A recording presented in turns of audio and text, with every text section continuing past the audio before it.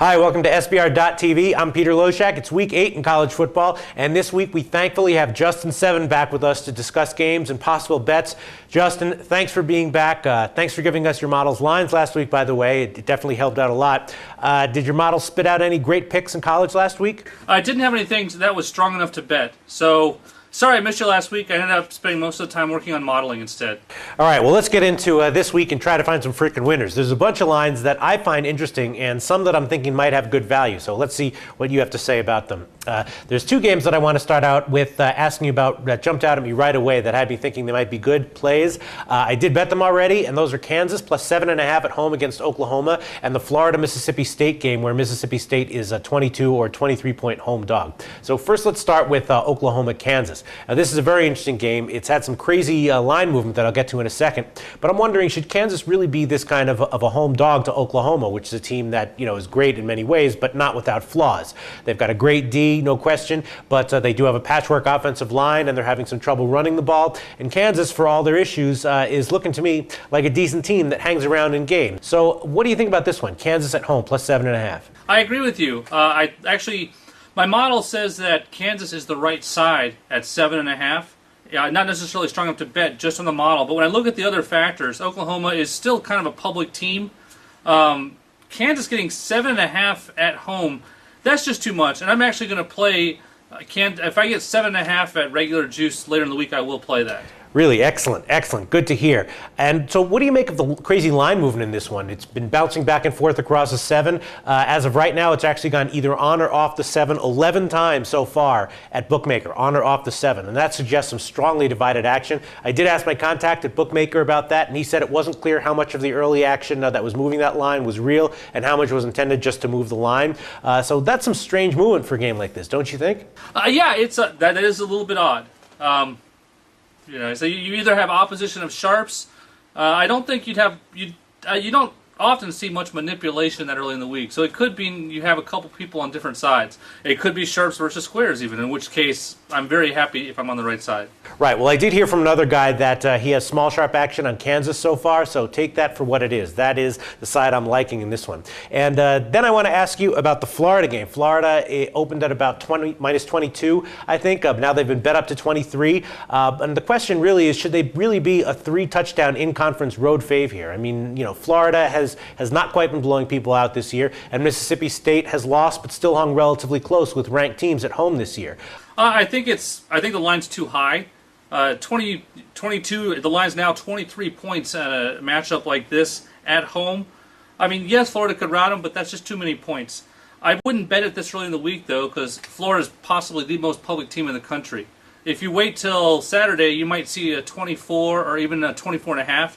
If I got them plus 24.5, I'd definitely play it. Right, so the public might drive this line up even further. Well, we'll see. And then the third big game that I wanted to ask you about is the Iowa-Michigan State game. And Iowa is a team that's being heavily debated in betting circles and non-betting college football circles alike, where people are just wondering just how good they are. And they've been kind of a surprise this year. And people wondering if they're underrated still, even though they're now a top 10 ranked team. And there was actually a thread started by the SBR poster Paco addressing exactly this, entitled, Why Do Neither Iowa or Denver Get Respect? And it's starting to feel like that might be the case. Iowa's 4-2 against the spread this year. Both ATS losses were when they were big favorites, and in games that have had competitive lines, they've covered relatively easily.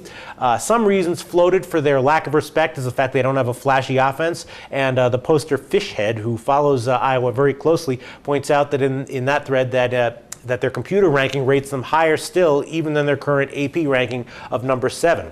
And in this Michigan State game, again, the line movement has gone against Iowa. So do you have any insights into Iowa, what we can make of them, and this game against Michigan State? Well, Iowa's 7-0, but 3 of the games they won were by a field goal or less. I mean, they're not that different from a 4-3 team. And they were struggling with Northern Iowa at the start of the year.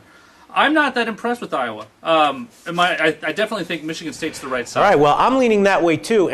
What did your model spit out as the line for this game? Well, you had a piece on Dr. Bob last week talking about models and numbers, and I think Bob articulated it much better than I ever could when he said the computer number is more of an indicator than what the spread should be. And my indicator said Michigan State minus 8 points. That doesn't mean the spread should be 8 but it's a clue that Michigan pick is the right side. Michigan State pick.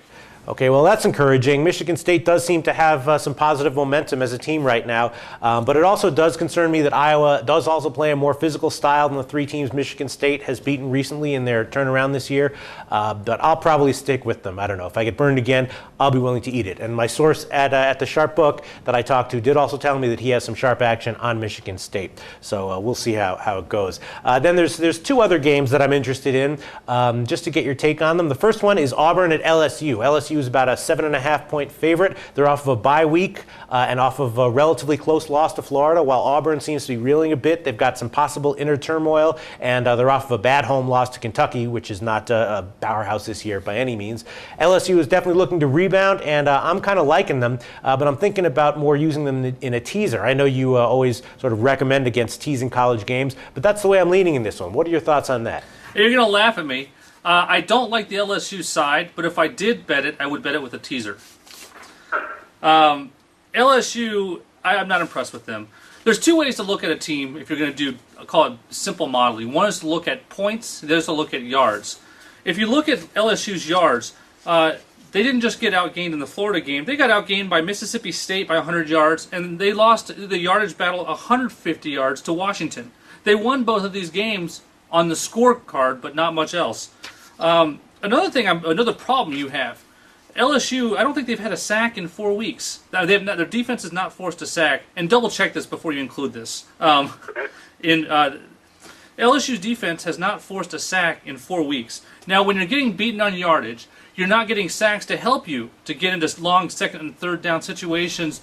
This tells me that this is a team that's gotten lucky. You know, the luck is going to run out. My indicators made this game pick, which says, give me Auburn plus the points, and I'm hesitant to tease it. I may end up teasing it anyway with some NFL teams, although NFL teasers have been kind of odd this year. But I definitely do not like LSU. Okay, well, I actually like some of what I read about offensive adjustments that LSU has been trying to make in the off week. They're trying to go deep more and cut their short game down. I do think they have the personnel to be successful with it. And I also like that Auburn is having their issues on and off the field now.